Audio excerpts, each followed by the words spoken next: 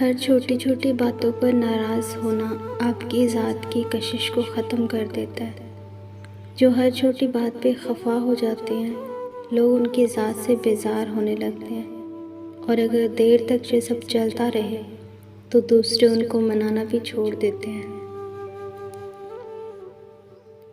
ہم تکلیف کے جس مقام پر بھی ہوں، ہمارے آس پاس ضرور کچھ ایسے لوگ بھی ہوتے ہیں جن کے دکھ ہم سے کہیں زیادہ ہوتے ہیں۔ انہیں دیکھ کر ہمیں شکر کی لاٹھی تھام لینی چاہیے تاکہ زندگی کا راستہ سہولت سے کٹ سکے اور اپنے دکھ کم لگنے لگیں۔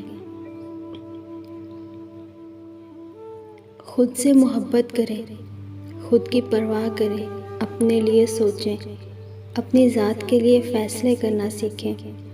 کیا خود سے محبت کرنے کے لیے اتنا کافی نہیں کہ اللہ آپ سے محبت کرتا ہے؟ بے شک انسان ہی انسان کی دوا ہے۔ اگر کوئی دکھ دیتا ہے تو کوئی سکون بن جاتا ہے، کوئی نفرت کرتا ہے تو کوئی محبت کے حساب برابر کر دیتا ہے، کوئی رلاتا ہے تو کوئی مسکرانے کی وجہ بنتا ہے، کوئی ٹھوکر لگا کر گرا دیتا ہے تو کوئی انتہائی محبت سے سہارا بن کے اٹھا دیتا ہے۔ ضروری نہیں کہ کسی کی آہ یا بد دعا آپ کا پیچھا کرے، کسی کا صبر بھی آپ کے راستے میں کھڑا ہو سکتا ہے۔ سب کچھ پاس ہو کر بھی اگر بے سکونی ہے تو سمجھ لیں کہ آپ کا دل دنیاوی چیزیں نہیں چاہتا، بلکہ وہ اللہ سے جڑنے کے لیے تڑپ رہا ہے۔ خود کو اللہ سے جوڑیں، ہمیشہ کا سکون آپ کا مقدر بن جائے گا۔ عورت کو جب مرد سے محبت ہو جاتی ہے تو وہ فطرت کے ہاتھوں مرد کی خدمت پہ اپنے آپ کو مجبور پاتی ہے۔ اگر عورت خدمت گزار نہیں تو جان لیں کہ اسے آپ سے کبھی محبت ہوئی ہی نہیں۔ مرد اور عورت کی خوبصورتی ان کے چہرے سے نہیں بلکہ ان کی وفا اور الفاظ سے ہوتی ہے۔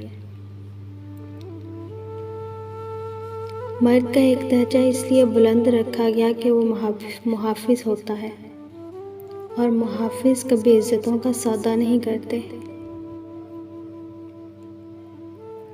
جب کوئی دل دکھائے تو خاموش ہو جاؤ، کیونکہ جب بندہ خاموش ہوتا ہے تو قدرت بولتی ہے۔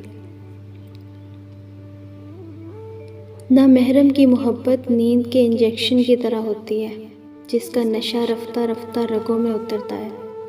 شروع میں لگتا ہے کہ وہ نیند پر قابو پا لے گا، مگر انسان مدہوش ہو جاتا ہے، مجبور ہو جاتا ہے، لاچار ہو جاتا ہے۔ رات کو رو کر سونا اور صبح محسوس بھی نہ ہونے دینا، محبت یہ ہنر بھی سکھا دیتی ہے۔ اور پھر لوگ کہاں سمجھتے ہیں کہ زندگی گزارنے سے مراد گزارا کرنا ہوتا ہے، زندگی جینا نہیں۔ لوگ کہتے ہیں کہ اچھے دل والا انسان ہمیشہ خوش رہتا ہے، لیکن میرا خیال ہے اچھے دل والا انسان بہت زیادہ تکلیفیں اٹھاتا ہے، کیونکہ ایک اچھا انسان ہونے کے ناطے وہ دوسرے سے اچھے کی امید رکھتا ہے۔ عورت کی دو عادتیں ضدی سے ضدی مرد کو عورت کا عاشق بنا دیتی ہیں، پہلی پیار سے دیکھنا اور دوسری شرمانا۔